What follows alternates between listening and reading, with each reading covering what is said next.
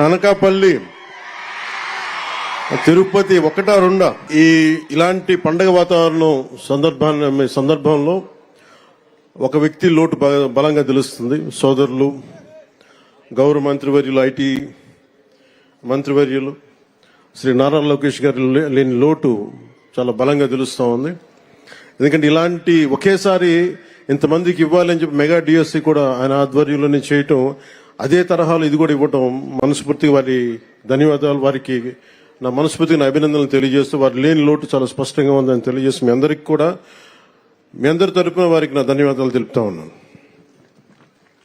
అలాగే ఇందాక లోకి బాబురావు గారు మాట్లాడింది నాకు ఎంత కదిలించేస్తున్నాయంటే, మీ కథలు కుందరపు మణికంఠ గారు కావచ్చు, కసింశెట్టి అఖిల్ గారు కావచ్చు, కొమ్ము శిరీష గారు కావచ్చు, షేక్ గండ్లూరు హఫీజం గారు కావచ్చు, ఇట్లా 6,000 మందిని ఒక్కొక్కరిని మీరు ఎలా సెలెక్ట్ అయ్యారంటే ఒక్కొక్క కథ ఉంటుంది. నేను మా నాన్నగారిని చూసేవాడిని. నాకు ఊహ తెలిసేటప్పటికి మా నాన్న పెట్టి ఆఫీసర్, ఆయన ఒక కానిస్టేబుల్గా ప్రారంభమై మా కోరిక ఏంటంటే మా నాన్న వచ్చిన ప్రతి ప్రమోషన్ మా ఇంట్లో పండుగ ఉండేది.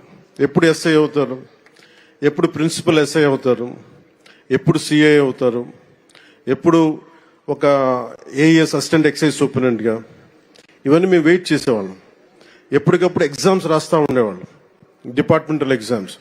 సో మీకు డిపార్ట్మెంటల్ ఎగ్జామ్స్ ఉంటాయి అంటే మీ చదువు కానీ మీ లెర్నింగ్ కానీ ఎప్పటికీ అవ్వదు. It's an on going learning process.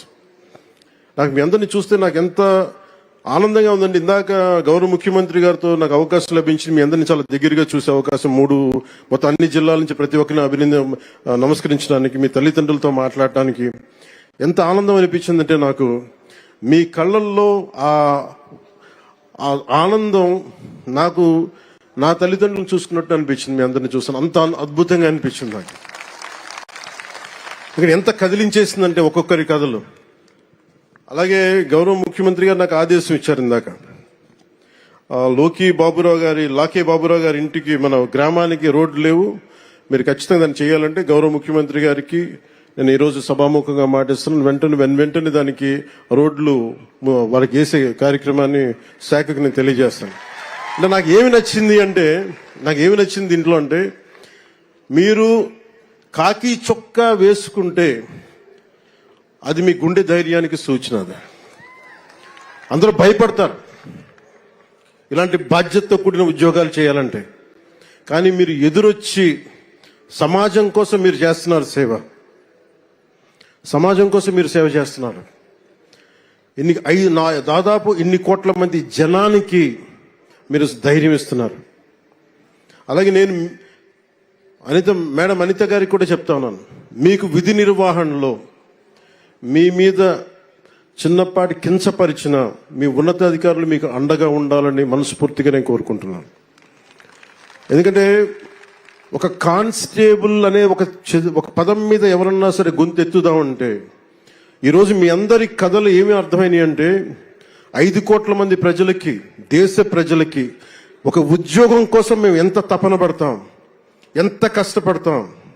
కేవలం 2 ఆడపిల్లలనే పెట్టుకొని ఒక వెనకబడ్డ కులాల నుంచి వచ్చిన ఎంత కష్టపడతాం, ఇది ప్రజలకి తెలియచేయడం చాలా చాలా చాలా అవసరం. చాలా ఉత్తేజాన్ని ఇచ్చారు మీరు, చాలా ఆనందాన్ని ఇచ్చారు. 2022లో కానిస్టేబుల్ ఉద్యోగాలు భర్తీ చేస్తూ ఉంటూ ఆర్భాటంగా నోటిఫికేషన్ ఇచ్చారు. కేసుల రూపంలో న్యాయపరమైన చిక్కులు ఎదురైతే పట్టించుకోకుండా వదిలేశారు. ఉద్యోగ నియామకాలకు ఉన్న అడ్డంకులను తొలగించడం ఎలా అని కనీస ఆలోచన కూడా చేయలేదు.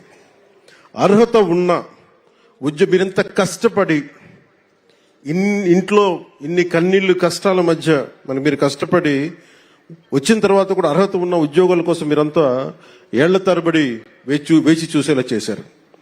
మీరు కోల్పోయిన 3 ఏళ్ల కాలం మేము తిరిగి ఇవ్వలేం, కానీ గౌరవ ముఖ్యమంత్రి గారు మీకు భరోసా ఇచ్చారు. ఈ రోజున కార్యక్రమం గౌరవ హోంమంత్రి గారి అనిత గారి ఆధ్వర్యంలో మేము ఉన్నాం. గత ప్రభుత్వంలో జరిగిన నష్టానికి మేము తిరిగి మీ కాలాన్ని తీసుకురాలేం, కానీ మేము మీకు అండగా ఉంటామని చెప్పి చాలా పెద్ద మనసుతోటి పండగ వాతావరణంలో చేయించిన గౌరవ ముఖ్యమంత్రి మన నారా చంద్రబాబు నాయుడు గారికి మనస్ఫూర్తిగా నా ధన్యవాదాలు తెలియజేస్తాను.